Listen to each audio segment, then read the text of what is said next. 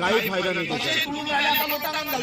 मस्त आहे गुलामी. वा, ते इंग्रजातले लोक होते का इंग्रजाकडे भारत स्वातंत्र्य परातंत्र्याच्या काळात ते इंग्रज भारताच्या ते राहायचे इंग्रज भारतीय राज्य शिपाई भारतीय शिपाई राज्य इंग्रजांच्या विरोधात भारतीयाने गोळी मारली.